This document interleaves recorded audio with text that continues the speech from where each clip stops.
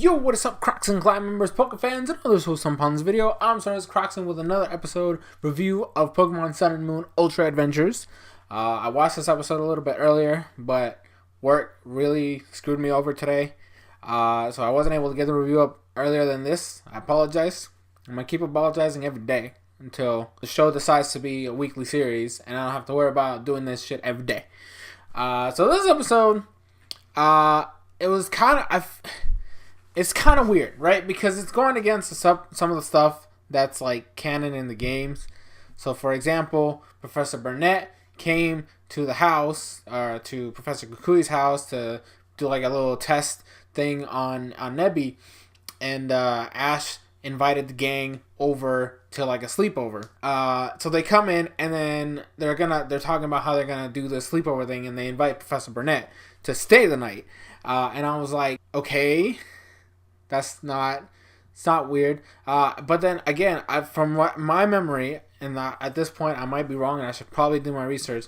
Professor Burnett and Kukui are supposed to be a thing, and yet they act like they're not a thing. Like I said, I might have to do research on it, or if you guys could tell me in the comments, let me know, because I swear that they were a thing in the games. I don't know why I have that feeling, and I'm pretty sure I might, like I said, I might be wrong. But I feel like that's what I remember. I remember them being a couple in the games, and they started talking to each other as a couple, and I don't know why they're doing this thing in the anime where it completely goes against that logic. The other thing is I'm kind of mad at the ending of the episode because they kind of reset Lily. Like, right, I'm used to Ash resetting at the end of every region. Like, as soon as the new region starts, the new adventure starts, Ash gets reset. But for a character to reset in the middle of the journey, of the region, of the story, it's kind of weird. I don't think they've ever done this before, and they literally did that with Lily. So what ends up happening, spoilers, obviously I'm pretty sure most of you guys have seen the episode by now, but to let you guys know, Lily actually sees Gladian, and again, I really have a problem with them shoving Type Null and showing it off to all these characters. I don't know if this is the proper way to handle this story arc. I feel like the problem is that the Pokemon company, the one that makes the anime, knows for sure that the new games are coming out, and so they have to like plan out the rest of the saga accordingly, so they feel rushed. Maybe that's just my point of view, but I don't like this complete rush of Type Null storyline. You can't have this thing be like, you introduce us to it in one episode where the audience first learns about it as a thing.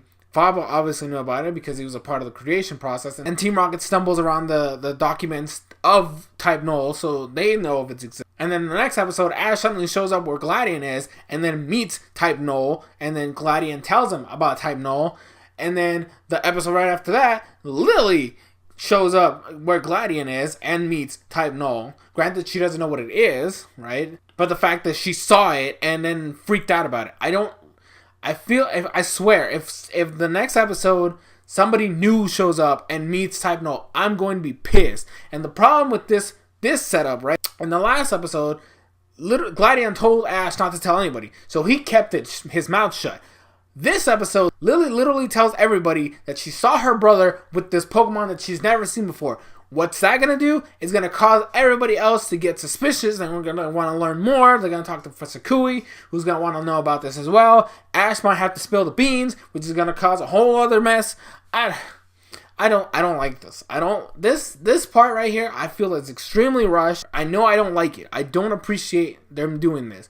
And then at the end of the episode, Lily reverts back to her, I can't touch any Pokemon anymore because whatever the heck just showed up in my face freaked me out enough to give me flashbacks of something that we don't even see, to the point where, oh crap, I don't want to touch Pokemon anymore. The worst part about it is that we know the reason for all this stuff, which again makes no sense because Type Null is the thing that saved her in the past. Granted, she blocked these memories, so she doesn't know that Type Null is a Pokemon that saved her, but that's the kind of mindset she's in right now. This Pokemon triggered something in her mind. We don't get to see what it is, but it triggered something in her mind to the point where she is afraid to touch Pokemon anymore, which means Snowy's pretty much gone at this point. Like, what? I don't understand why they did this. I don't personally. Amnesia storylines are kind of weird half the time because if you don't do them properly, they can get really, really messy.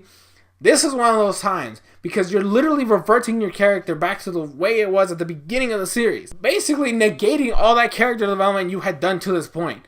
Granted, I assume they're gonna try to fix that up in the next couple episodes because Snow can't go anywhere. That's her Pokemon. She caught it. Like, she's her trainer. So they have to do something there. But it just completely threw everything they had done with her out the window. Like I said, they're really pushing Lucamine as a mother figure that cares about her kids, but is so busy with work that she can't be with her kids, even though she wants to be with her kids. So like I said, in the previous episode review, I said I like Lucamine. I do like her now. I do get the dynamic between how Lily feels. I understand what she feels, right? But at the same time, it's one of those things where Lucamine is trying to juggle her personal work goals with her family-oriented goals, and she doesn't seem to find the right balance for it. But obviously, this might be something that gets fully fleshed out later down the line. All in all, the episode was cool. I just want to throw this out there because I thought it was hilarious, and it's probably my favorite part of the episode. They were doing this game where you have to do Z-move poses. First off, the rules are stupid because you're limited to 3 types. I don't know why. There's 18 types. You could have, messed around with it a little bit. We've seen other Z-moves too, so like, you don't need to just have water, fire, grass because those are the standard starter Pokemon types. I wanted to see more variety there, more options, but those are the ones that were stuck. So apparently there's a rule in there that if you do the poses, but if it's all 3 of the same type, you have to say the name of the Z move. And it was hilarious because the grass one happened. Ash lost because he didn't say the name of the Z move. But like when they got fired, Kiawe was still in the game, and this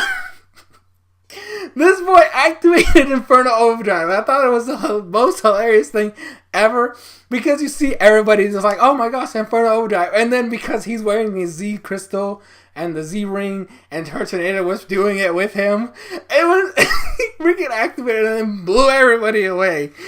And I don't know. Maybe it's just me being like, there's something wrong with me to be enjoying like kids and people in a house blowing up because of an accident. But I thought it was great. Kiawe like literally won this episode for me because that was just amazing. I'm sorry. I know it was an accident. I know he didn't mean to do it, but that was cool. That was hype because then after everybody's all excited with this game. Also, Kiawe ruins it by blowing everybody up. Oh boy. But anyways, guys, I just wanted to throw that out there because I thought it was great. It was definitely my highlight of the episode. I hope you guys enjoyed this video, and then let me know what you thought about the episode down in the comment section below. Make sure to hit that notification bell because YouTube's not sending out my videos to people because it sucks and it hates small content creators. But anyways, I hope you guys enjoyed. I've been SoresanCrockxen, and I will see you guys in future videos.